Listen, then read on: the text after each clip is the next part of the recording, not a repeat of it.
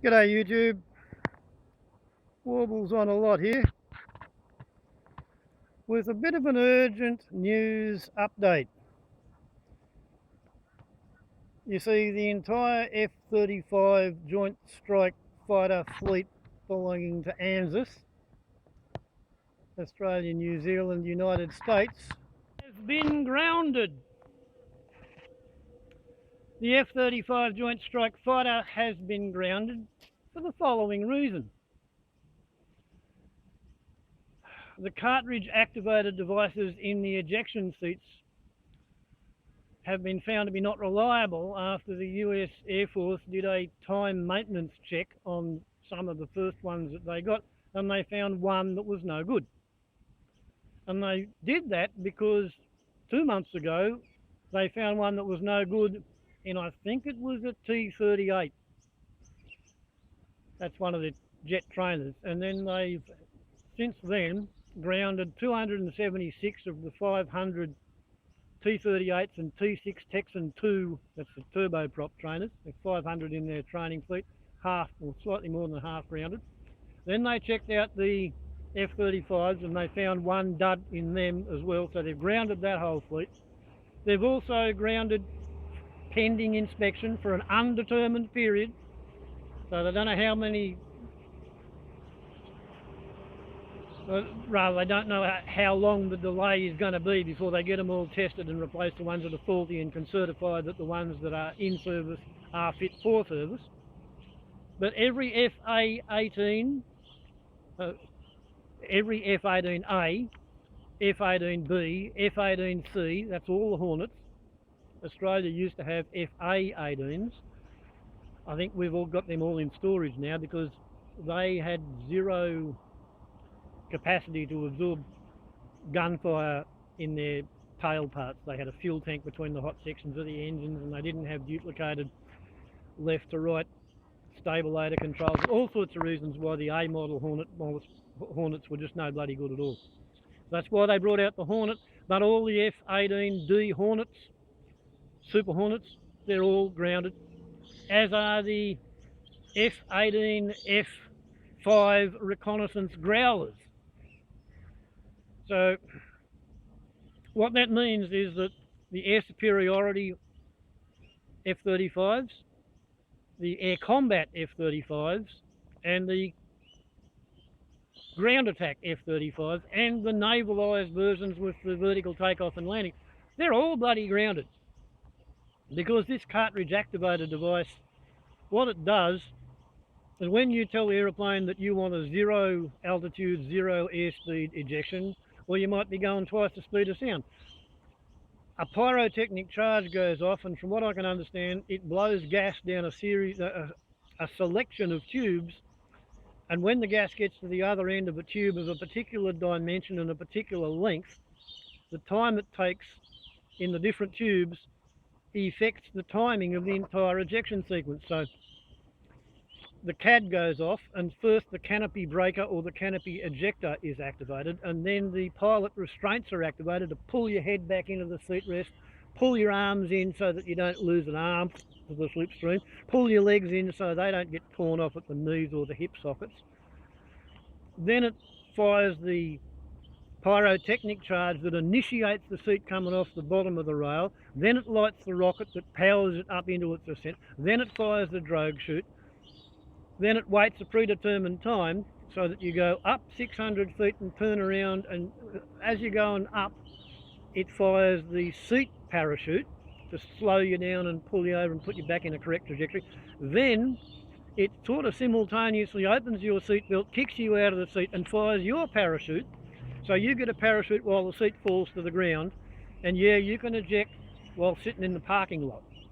You can eject if your tail hook fails and you're about to fall off the end of the aircraft carrier.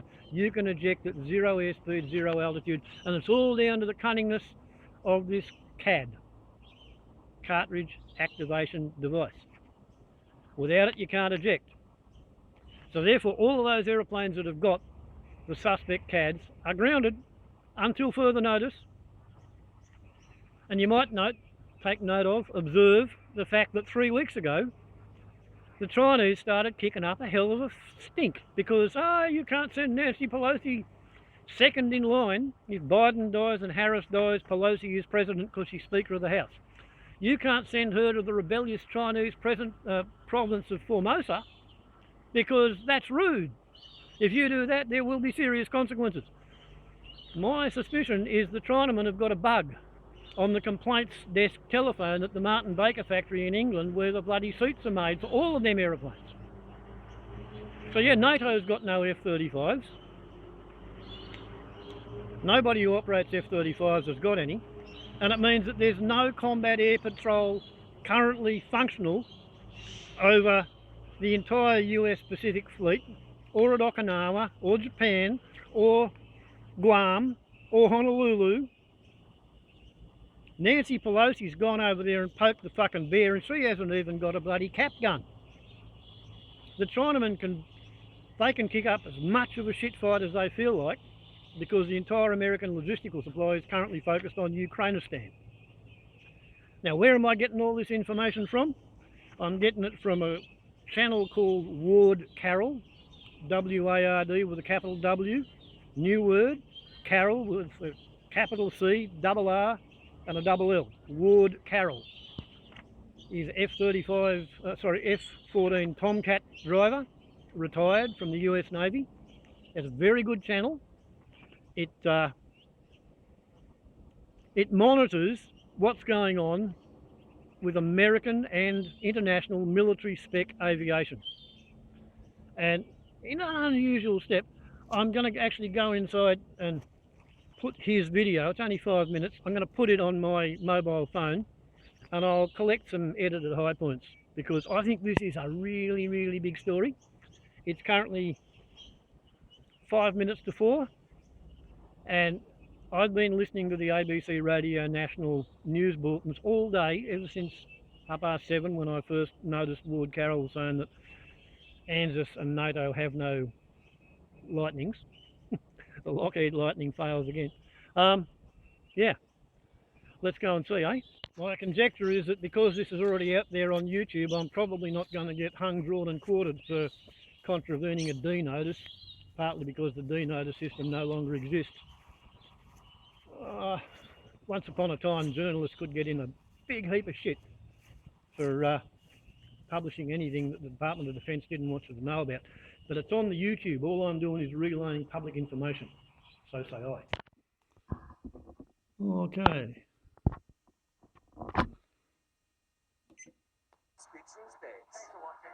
Back Sunday, August 7 on ABC TV and streaming on ABC iView.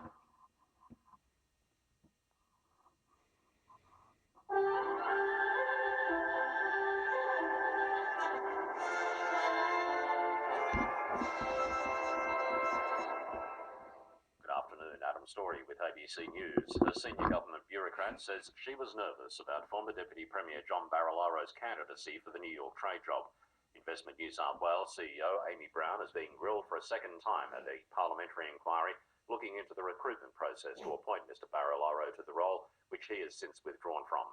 Under questioning from Labor MLC Daniel Mookie, Ms Brown told the inquiry she had concerns about appointing John Barilaro to the position.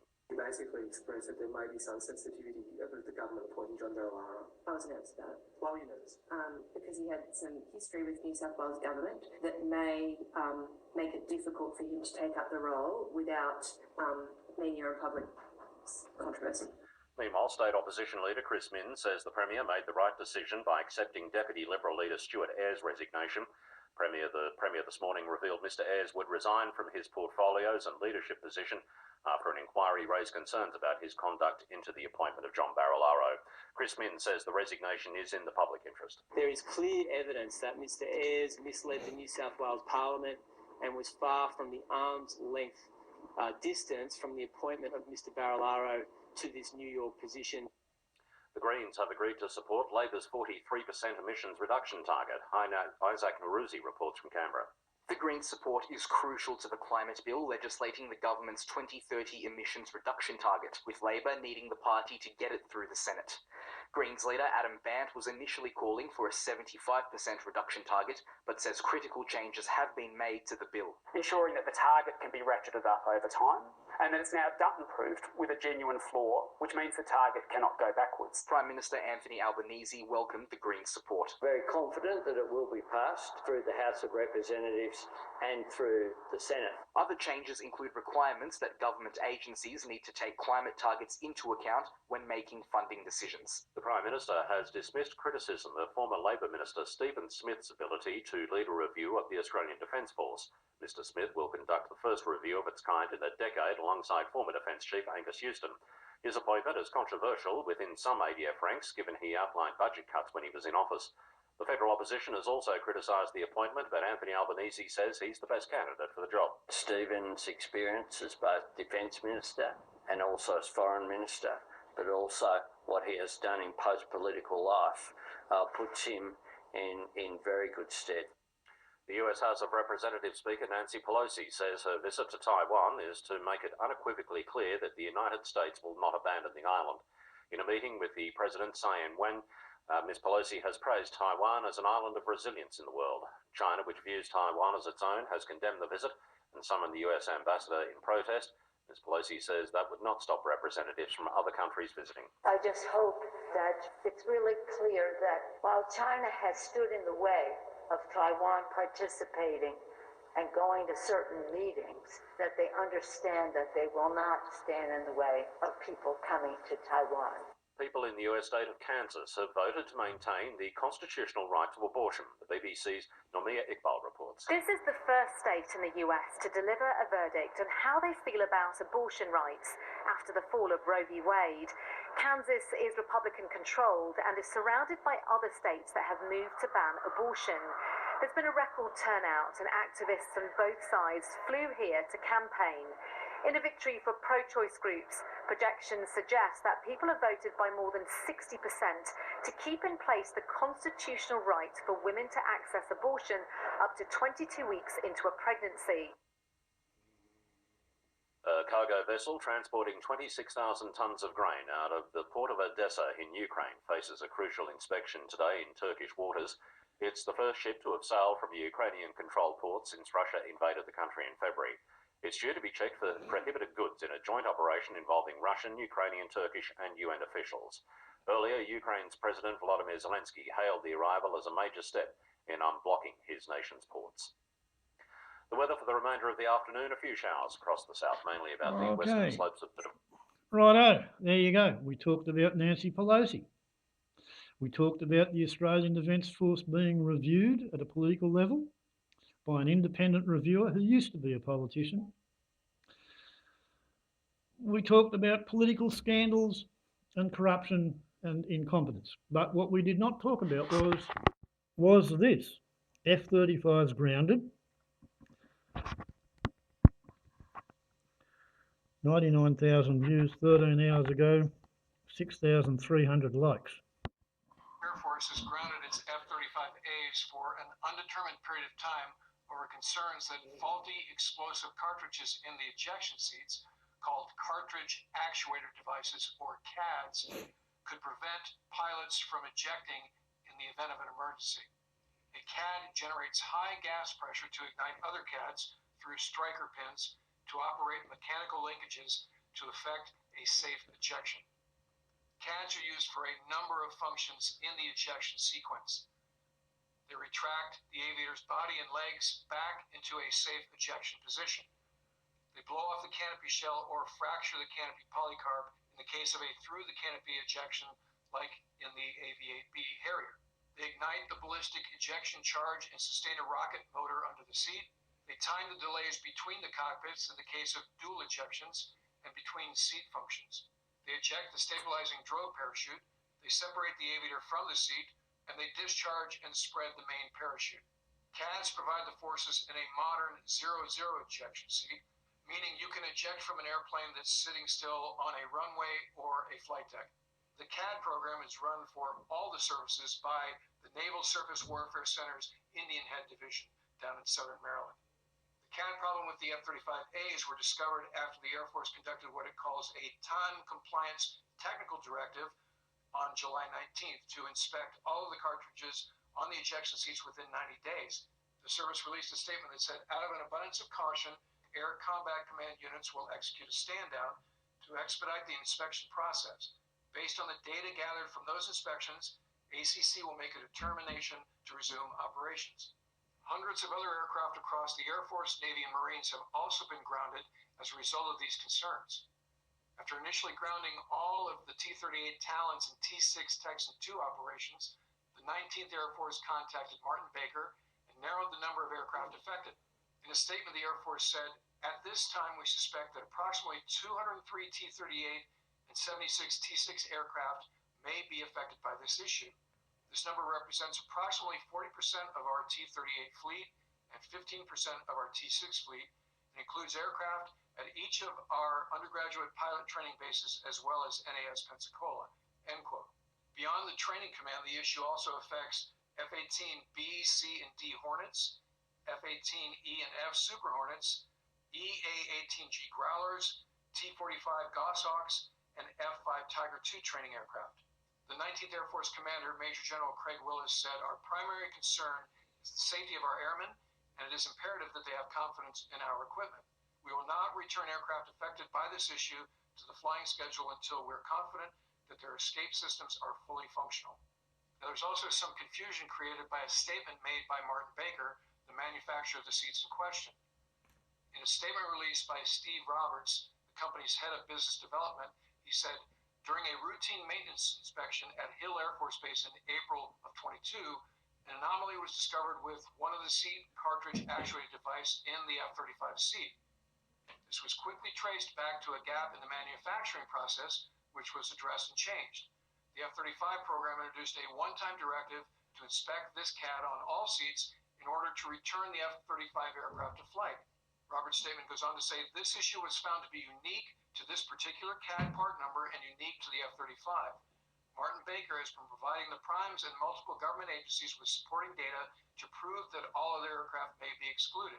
Outside the F-35, not a single anomaly has been discovered worldwide as a result of the forensic investigation, which continues at pace, end quote. Now, on the backside of that statement made by the Martin Baker rep, Ann Stefanik, who is an Air Force spokeswoman, said, regardless of the comments made by Steve Roberts, there is no change to the status of the other grounded aircraft. We will keep you posted on updates to the story as they become available. So if you haven't clicked the button to become a subscriber already, do so now so you don't miss anything. All right, that'll do it for this episode. Check the links below for merch, including where to get the Punks trilogy, my first 3 novels about life in an F-14 squadron, now available as both a Kindle and an audiobook. And if you'd like to help support the channel, please consider using the super thanks, the heart icon below, or become a patron at patreon.com/WartCarroll. In the meantime, I look forward to talking to you again very soon.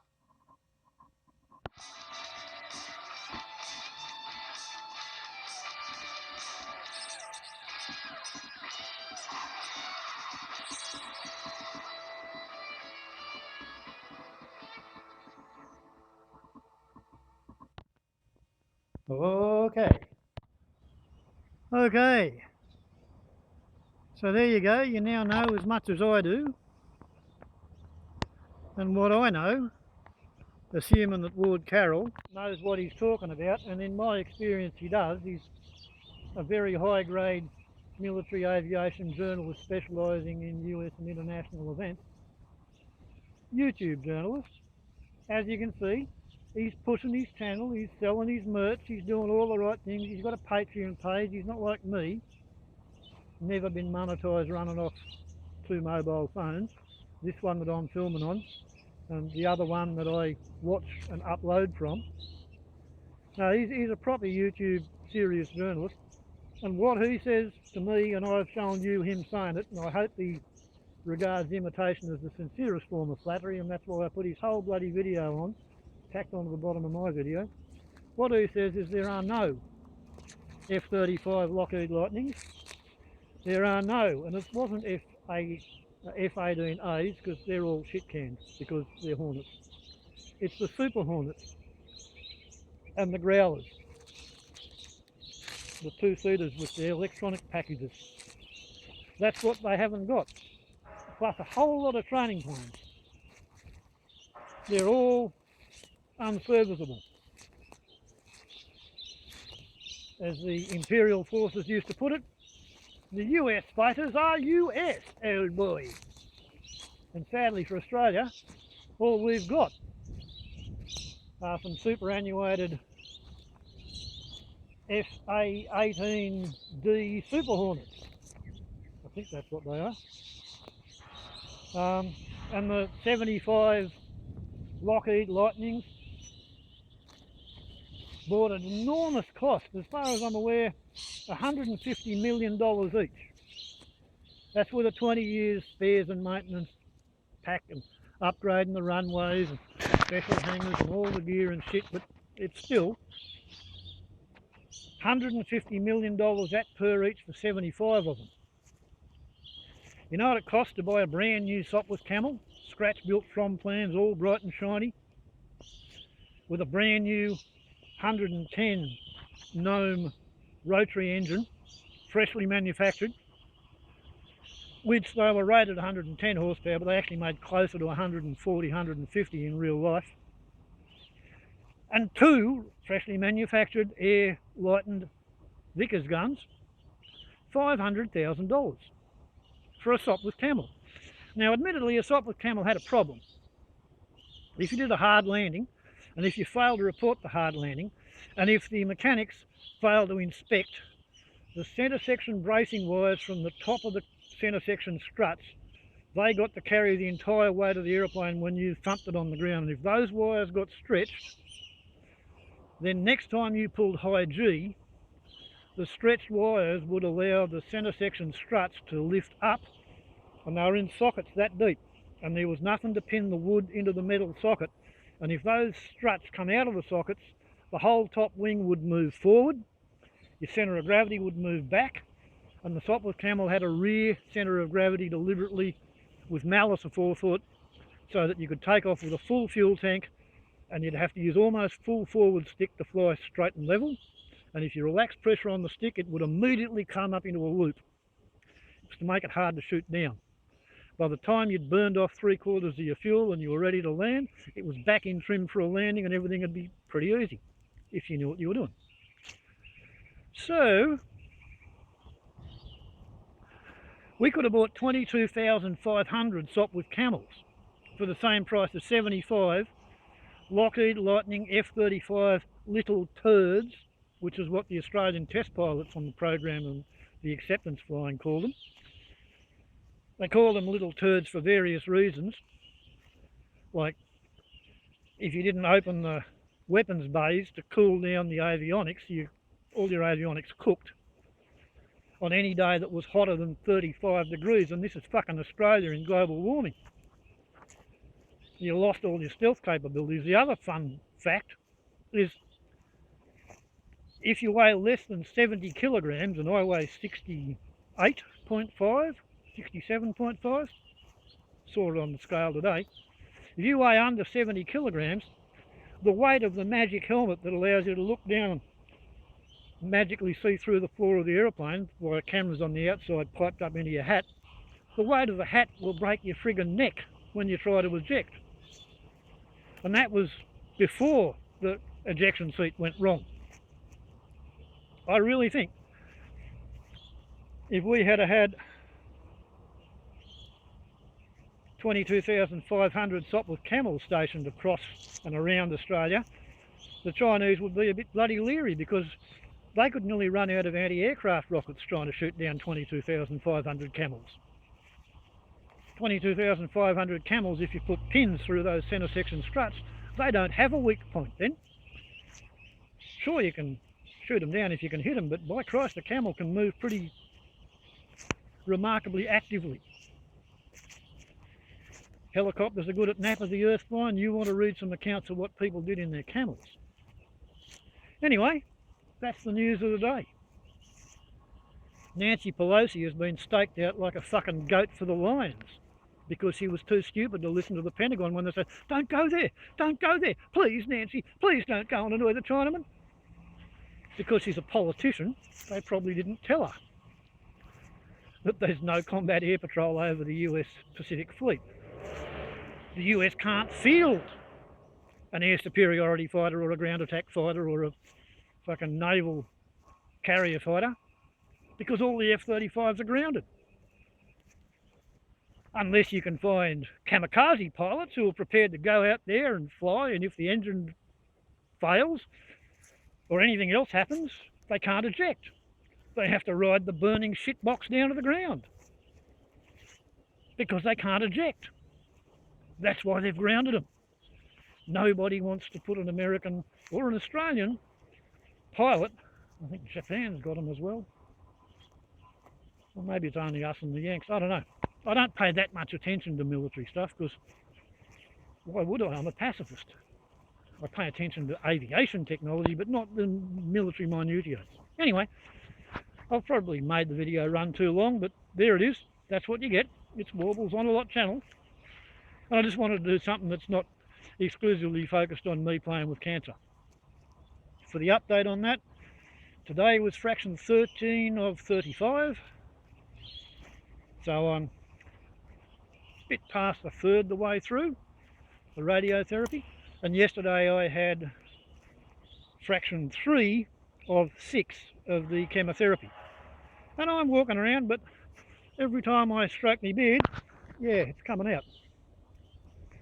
They tell you to expect that. Such is life. Only one from the moustache. But yeah, every time I touch the beard, it's coming out. So that's going to be the radiation more than the chemotherapy, I think. Hair's still all there. Back of the mouth and neck starting to get a bit hurty from the radiation, but I'm still eating, I'm still swallowing, I've still got saliva and I'm still talking. And I was just talking to a bloke who first had his neck cancer and all that irradiated 19 years ago. And now he's back having another round of it. But at 61, meeting someone who did all this shit 19 years ago and he's 80 now, yeah, I'm feeling pretty good. I'm feeling pretty good, especially as this thing stopped growing at the end of the first week and it started shrinking in the second week. And the bloke who's running the linear accelerator told me that the tumour is definitely shrinking. We can see it on the scan while we're doing it. So I'm doing well. Suck shit if you're a bloody Air Force fighter pilot, because all you can fly is your simulator at the moment. Warbles on a lot to YouTube. Ciao.